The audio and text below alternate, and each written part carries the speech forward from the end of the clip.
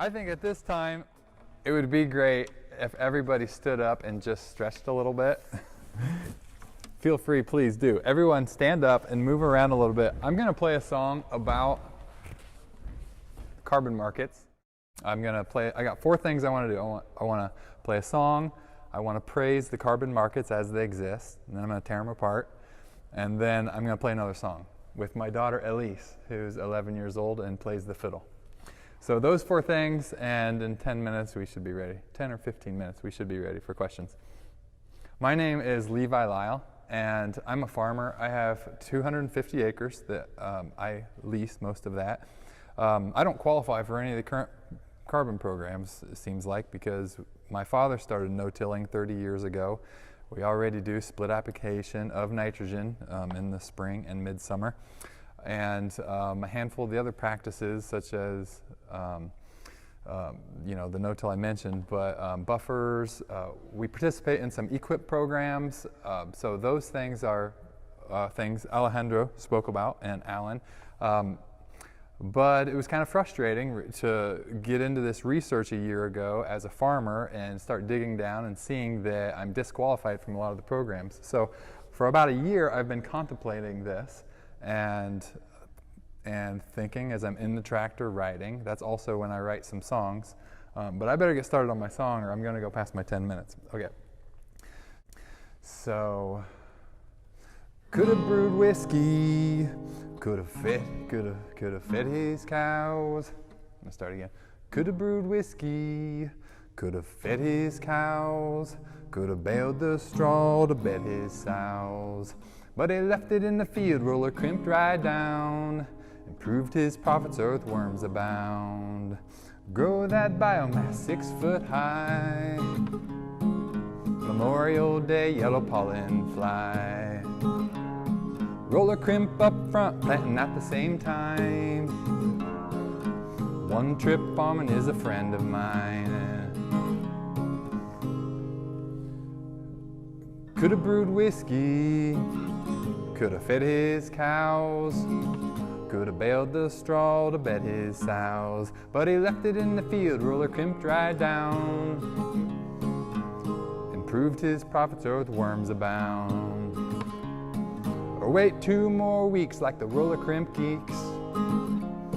When they yield 50 bushels, you'll be one of their peeps. Down the Mississippi where the tributaries end, clean waters flow for the fish to swim. Pleasing sea and coral reef abide, and the farm dirt staying where God intended it reside.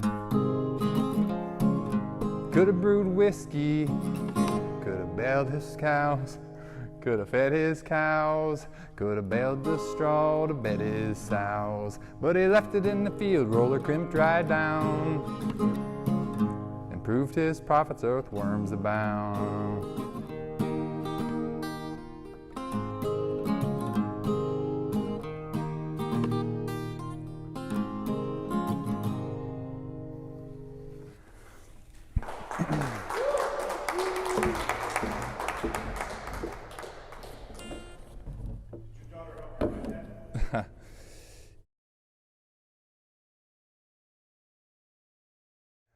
I have created a podcast called the Levi Lyle Podcast. If you just Google it, I guess there it is. It's up on Spotify, but you can find it if you Google it. And this is a start. I want to start the conversation on this podcast because farmers are going to be more and more interested in trying to understand what is happening. And the thing is, there's so much that could be criticized at this time. As I said, I don't qualify for a lot of these programs, but it's a start, and we have to start somewhere. And the fact that there are companies out there beginning that process is very, very important. There are a whole bunch of practices companies aren't really talking a lot about, and things like roller crimping, which is a practice I promote. If you Google my name, the first thing that would come up is information about roller crimping. But you grow your cover crop really tall, and then you roll it down with this implement, and then it leaves that biomass in the field. It sequesters more than a usual cover crop because you've also waited till June 1st to do that, when that cover crop is at a specific point in its development. So roller crimping is one thing that would take those numbers that Alan from the USDA spoke of earlier, and it would amplify those numbers if we did things like roller crimping. And then you've got another practice. There's a list of 10 things here I'm going to hit on very quickly. So in addition to the roller crimping, if you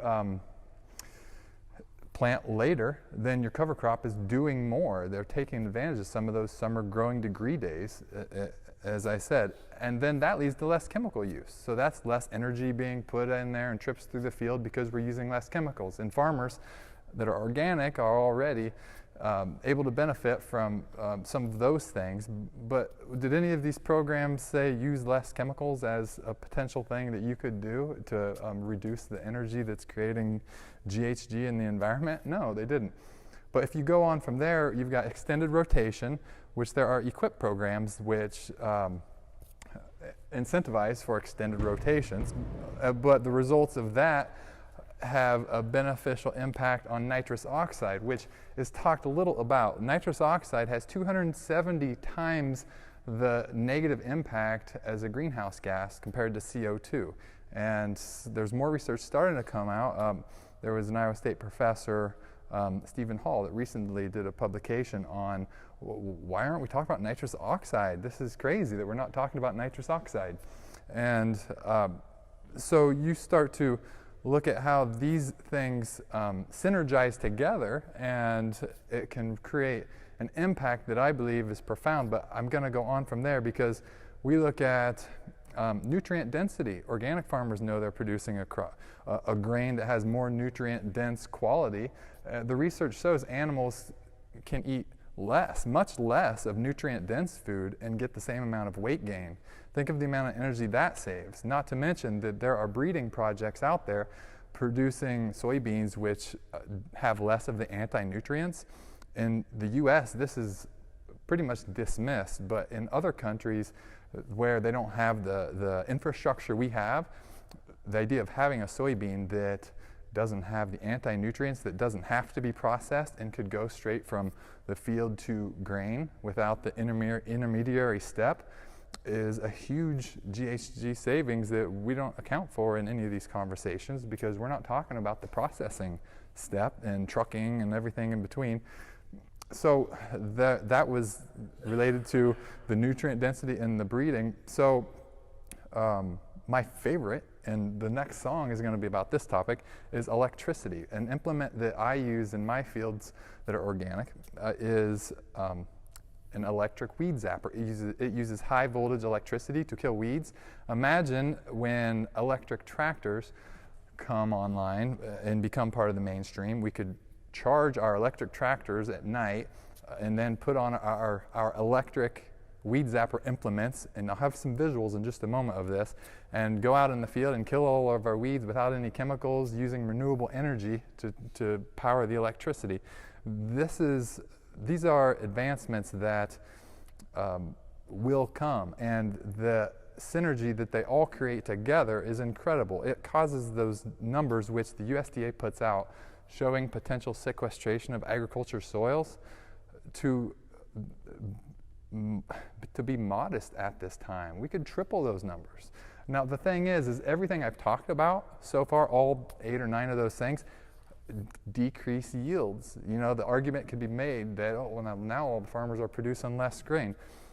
Alan from the USDA had the atomic weight of carbon dioxide on one of his slides. It's 44. Coincidentally, when we haul a bushel of corn out of the field, 44% of that bushel is carbon. Why don't we just produce less grain? Do we have to produce so much grain? Is it so crazy? Now, if we use the word additionality, suddenly as farmers, we're penalized because we're producing less grain. Who's penalized? Is the farmer hurting because he produced less grain? If a farmer could be compensated for producing carbon, storing it in the soil, figure out a way to compensate the farmer, he could produce less, grain prices would be higher. I'm not a scientist, but that seems like it would work to me, and I'd like to get that conversation started I'm sure people would be very critical of what I think about that, but I'm open to have those conversations because I think that developing that would be exciting to see what could possibly happen. The last thing is on that list is the topic that I've been writing about. So I wrote a book called So God Made a Farmer. So God Made a Farmer, a retrospective on the living words of Paul Harvey by an organic farmer.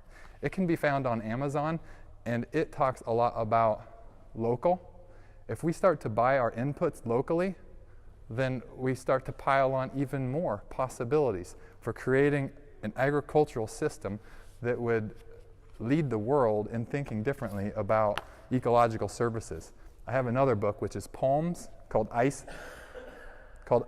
Sage, Living and Loving the Land Poems. So those are my two books that are out there now, but all the things I just summarized, I'm going to be writing a book about here this winter, and I'll get a third book out kind of summarizing everything I just said. I'm going to bring my daughter out, and we're going to play a song.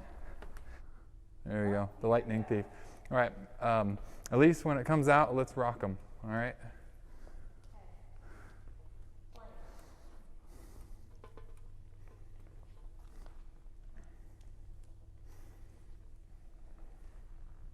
Here, I guess. Oh, stay there, I'll see.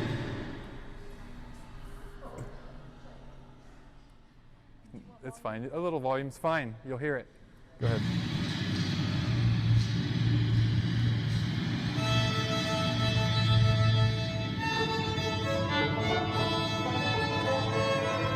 The more I farm, the more I find I've got weeds of every kind.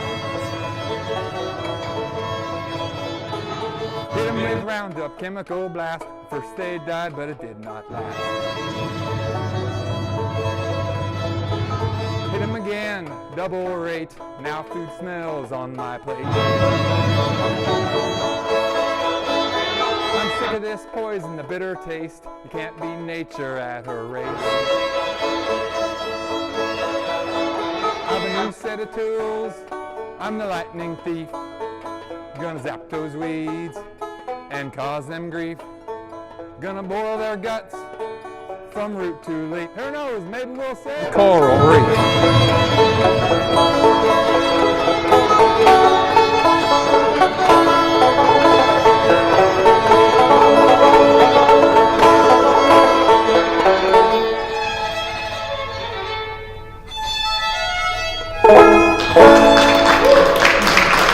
Thank you.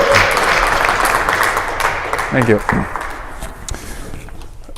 You can find my website is levilyle.com, and the podcast that I spoke about is there. I interviewed Ruth McCabe from Heartland Cooperative recently, and from the perspective of a farmer, I asked her a lot of the questions that Alejandra and Alan also spoke to, but it was more specifics about what farmers might do in certain situations. So tune into that. It was a really great interview, and I think it provides a lot of context that farmers could benefit from. All right, thank you.